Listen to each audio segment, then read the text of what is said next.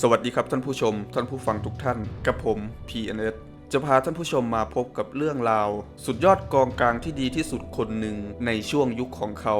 และเป็นนักเตะที่ดีที่สุดคนหนึ่งของแมนเชสเตอร์ซิตี้ซึ่งกองกลางคนนั้นคือซามีนาสลีเกิดเมื่อวันที่ 26 มิถุนายน ปีค.ศ. 1987 ซึ่งอายุณปัจจุบันของเขาคือ 36 ปี ซึ่งข้อมูลนี้นับอ้างอิงณปัจจุบันในตอนที่ออกคลิปไปนะครับผม จากนั้นนะครับซามีนาสลีมีสัดส่วนสูงของร่างกายอยู่ที่ 175 เซนติเมตร ซึ่งเขาเกิดที่ประเทศฝรั่งเศส จากนั้นนะครับเรามาพูดถึงสไตล์การเล่นของซามีนาสลีกันดีกว่านะครับซามีนาสลีเขาจะเล่นในตำแหน่งกองกลางตัวลุกเป็นหลักซามีนาสลีนะครับเขาเป็นมิดฟิลด์ที่มีความสามารถในการสร้างสรรค์ขึ้นเกมลุกเป็นหลักซึ่งเขา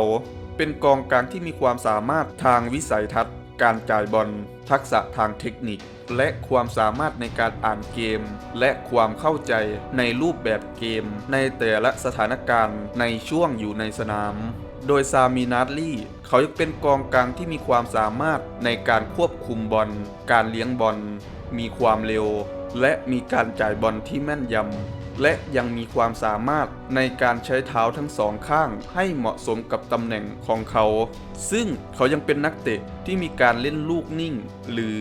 ลูกตั้งเตะและการสังหารจุดโทษหรือการยิงฟรีคิกจากนอกกรอบของสนามได้ดีอีกด้วยและด้วยความสามารถที่ว่ามานี้ทั้งหมดนะครับในช่วงที่ซามีนาสลีเขาค้าแข้งอยู่นะครับนอกจากตำแหน่งกองกลางตัวลุกนะครับเขายังสามารถเล่นได้หลากหลายตำแหน่งไม่ว่าจะเป็นกองกลางตัวกลางสนามหรือปีกตัวลุกในบางครั้งแต่ถึงแม้ซามีนาสลีจะเป็นกองกลางที่โดดเด่นเพียงใดนะครับแต่เขานั้นมีข้อเสียอยู่หนึ่งอย่างนั่นคือเขาเป็นผู้เล่นกองกลางล่างเล็กซึ่งเป็นเหตุทำให้เขาไม่สามารถป้องกันหรือโจมตีลูกกลางอากาศได้ต่อมาเรามาพูดถึงการค้าแข้งระดับสโมสรของซามีนาสลีต่อนะครับซามีนาสลีเริ่มต้นเป็นนักฟุตบอลอาชีพในปีค.ศ. 2004 ในช่วงอายุวัย 17 ปี โดยซามีนาสลีเริ่มต้นเป็นนักฟุตบอลอาชีพกับสโมสรมาร์เซย์สโมสรแห่งหนึ่งในประเทศฝรั่งเศสซึ่งตามจริงแล้วนะครับก่อนที่ซามีนาสลีเขาจะเป็นผู้เล่นนักฟุตบอลอาชีพกับสโมสรมาร์เซย์นะครับในช่วงที่ซามีนาสลีเขาเป็นผู้เล่นเยาวชนซามีนาสลีเขาเป็นผู้เล่นที่โดดเด่นและน่าจับตามองเป็นอย่างมากในทั่วยุโรปโดยในช่วงนั้นนะครับได้มีสโมสรยักษ์ใหญ่ของอังกฤษอย่างอาร์เซนอลเชลซีลิเวอร์พูลและนิวคาสเซิลยูไนเต็ดสนใจที่จะเซ็นสัญญากับซามีนาสลีให้เข้าสู่สโมสร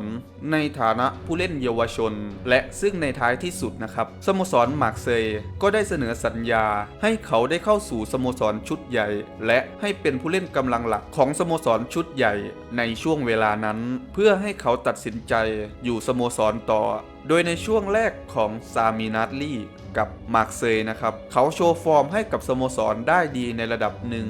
ซึ่งในช่วงฤดูกาลที่2เขาก็สามารถโชว์ฟอร์มได้อย่างยอดเยี่ยมและโดดเด่นและเป็นผู้เล่นคนสำคัญของแฟนบอลของสโมสรในช่วงเวลานั้นทันทีโดยเหตุการณ์สำคัญในช่วงที่ซามีนาสลีลงรับใช้สโมสรมาร์เซย์นะครับซามีนาสลีพาสโมสรมาร์เซย์คว้าแชมป์อย่างยูฟ่าอินเตอร์โตโต้ครับแชมป์ที่ร่วมรายการในทวีปยุโรปได้1รายการโดยเขาได้ลงรับใช้มาร์เซย์ได้ถึง4ฤดูกาลและลงรับใช้สโมสรได้ถึง166นัดรวมทุกรายการซึ่งในช่วงปีค.ศ. 2008 ซามีนาสลีเขาได้ย้ายจากสโมสรมาร์เซย์เข้าสู่สโมสรอาร์เซนอลสโมสรยักษ์ใหญ่ในประเทศอังกฤษโดยในช่วงนั้นนะครับการย้ายสโมสรของซามีนาสลีในช่วงนั้นต่างเป็นที่พูดถึงและเป็นที่น่าตกใจสำหรับแฟนบอลของสโมสรมาร์เซย์เป็นอย่างมากเนื่องจากในช่วงนั้นเขาเพิ่งได้ต่อสัญญาและขยายสัญญากับสโมสรได้ไม่นานโดยในช่วงแรกของซามีนาสลีกับอาร์เซนอลนะครับซามีนาสลีเขาโดนผู้จัดการทีมอาร์เซนอลอย่างอาร์เซน แวนเกอร์ผู้จัดการทีมชาวฝรั่งเศส ในช่วงนั้นจะปรับเปลี่ยนบทบาทจากผู้เล่นกองกลางตัวลุกเป็นผู้เล่นปีกตัวลุกทั้งสองฝั่งซึ่งเขาก็สามารถโชว์ฟอร์มได้อย่างยอดเยี่ยมและโดดเด่นจนได้กลายเป็นผู้เล่นชุดหลักชุดแรกคนสำคัญของสโมสรและแฟนบอลในช่วงเวลานั้นทันทีและซึ่งหลังจากนั้นนะครับซามีนาดลี่เขาก็ได้ลงรับใช้สโมสรได้อย่างยาวนานโดยเหตุการณ์สำคัญในช่วงที่ซามีนาดลี่ลงรับใช้สโมสรอาร์เซนอลนะครับนั่นคือเขาได้ลงรับใช้อาร์เซนอลได้3ฤดูกาลและลงรับใช้สโมสรได้ถึง125นัดรวมทุกรายการซึ่งในช่วงปีค.ศ. 2011ซามีนัดลี่เขาได้ย้ายจากสโมสรอาร์เซนอลเข้าสู่สโมสรแมนเชสเตอร์ซิตี้สโมสรยักษ์ใหญ่ในประเทศอังกฤษโดยในช่วงแรกของซามีนัดลี่กับแมนเชสเตอร์ซิตี้นะครับเขาสามารถโชว์ฟอร์มได้อย่างยอดเยี่ยมและโดดเด่นจนได้กลายเป็นผู้เล่นชุดหลักชุดแรกคนสำคัญของสโมสรและแฟนบอลในช่วงเวลานั้นทันทีไม่หนำซ้ำนะครับซามีนัดลี่เขายังมีส่วนสำคัญในการพาแมนเชสเตอร์ซิตี้ครอบครองความยิ่งใหญ่ด้วยการพาสโมสรคว้าแชมป์พรีเมียร์ลีกอังกฤษแชมป์ลีกระดับสูงสุดในประเทศอังกฤษมาครอบครองได้ตั้งแต่ในฤดูกาลแรกของเขาทันทีและซึ่งหลังจากนั้นนะครับซามีนัดลี่เขาก็ได้พาสโมสรครอบครองแชมป์ได้อย่างมากมายและลงรับใช้สโมสรได้อย่างยาวนานโดยเหตุการณ์สำคัญในช่วงที่ซามีนัดลี่ลงรับใช้สโมสรแมนเชสเตอร์ซิตี้นะครับซามีนัดลี่ได้พาสโมสรแมนเชสเตอร์ซิตี้คว้าแชมป์พรีเมียร์ลีกอังกฤษแชมป์ลีกระดับสูงสุดในประเทศอังกฤษได้2ฤดูกาลและ FA ครับ FA Community Shield แชมป์ที่ร่วมรายการในประเทศอังกฤษอีกอย่างละ1รายการโดยเขาได้ลงรับใช้แมนเชสเตอร์ซิตี้ได้ถึง5ฤดูกาลและลงรับใช้สโมสรได้ถึง176นัดรวมทุกรายการแต่ถึงแม้ซามีนัดลี่จะมีช่วงเวลาที่ดีและสุดยอดกับสโมสรเพียงใดนะครับแต่เขานั้นได้มีเหตุการณ์ที่ไม่น่าจดจำในช่วงที่ลงรับใช้สโมสรแมนเชสเตอร์ซิตี้อยู่นั่นคือในช่วงท้ายอาชีพของเขากับแมนเชสเตอร์ซิตี้นะครับเขาได้มีอาการบาดเจ็บเรื้อรังรบกวนตลอดในช่วงที่ลงรับใช้สโมสรและจึงเป็นเหตุทำให้ซามีนัดลี่ได้ย้ายจากสโมสรแมนเชสเตอร์ซิตี้เข้าสู่สโมสรเซบียาสโมสรแห่งหนึ่งในประเทศสเปนในฐานะผู้เล่นยืมตัวในช่วงปีค.ศ. 2016ซึ่งเขาได้ลงรับใช้เซบียาได้1ฤดูกาลและได้ย้ายกลับเข้าสู่สโมสรหลักหลังสิ้นสุดฤดูกาลและหลังจากนั้นซามีนัดลี่เขาก็ได้คิดมองหาความท้าทายใหม่ๆและย้ายสโมสรไปในท้ายที่สุดโดยในช่วงปีค.ศ. 2017ซามีนัดลี่เขาได้ย้ายจากสโมสรแมนเชสเตอร์ซิตี้เข้าสู่สโมสรอันตัญญาสปอร์สโมสรแห่งหนึ่งในประเทศตุรกีซึ่งเขาได้ลงรับใช้อันตัญญาสปอร์ได้แค่5เดือนโดยลงเล่นเพียงแค่8นัดรวมทุกรายการในฤดูกาลนั้นและยกเลิกสัญญาในช่วงเดือนมกราคมปีค.ศ.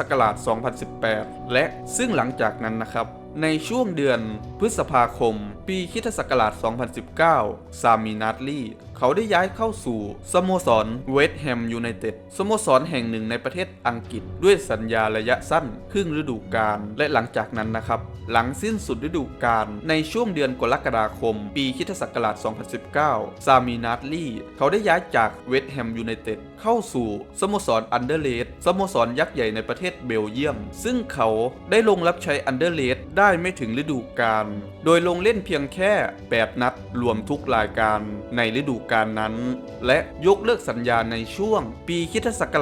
2020และหลังจากนั้นนะครับในช่วงปีค.ศ. 2021ซามีนัดลี่เขาก็ได้ประกาศยุติบทบาทการเป็นอาชีพนักฟุตบอลลงโดยเขาได้ลงรับใช้ในฐานะสโมสรรวมทุกสโมสรถึง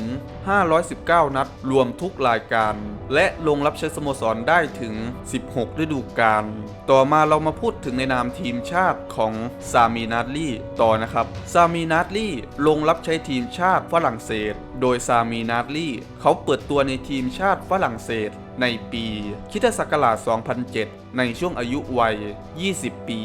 ซึ่งซามีนัดลี่ในนามทีมชาตินะครับซามีนัดลี่ เป็นนักเตะที่มีชื่อเสียงและได้รับการคาดหวังจากแฟนบอลในประเทศฝรั่งเศสตั้งแต่เป็นนักเตะชุดเยาวชนของทีมชาติแล้วนะครับซึ่งในทีมชุดเยาวชนซามีนัตลี่เขาเป็นผู้เล่นที่โดดเด่นคนหนึ่งในช่วงยุคนั้นเลยโดยหลังจากที่ซามีนัตลี่ขึ้นมาสู่ผู้เล่นชุดหลักของทีมชาติฝรั่งเศสนะครับซามีนัตลี่เขาก็ได้รับการคาดหวังและความหวังจากแฟนบอลในประเทศตั้งแต่ย้ายขึ้นสู่ทีมชุดใหญ่ในช่วงนั้นเลยโดยซามีนัตลี่ในนามทีมชาติชุดใหญ่นะครับเขาไม่สามารถโชว์ฟอร์มเด่นในสนามกับทีมชาติอย่างที่แฟนบอลฝรั่งเศสคาดหวังได้เท่าไหร่นักไม่นำซ้ำนะครับเขายังสร้างเหตุการณ์ต่างๆเกี่ยวกับพฤติกรรมที่ไม่เหมาะสมในนามทีมชาติไม่ว่าจะเป็นเรื่องในสนามหรือนอกสนามซึ่งกับผมไม่ขอเจาะจงเรื่องนี้นะครับ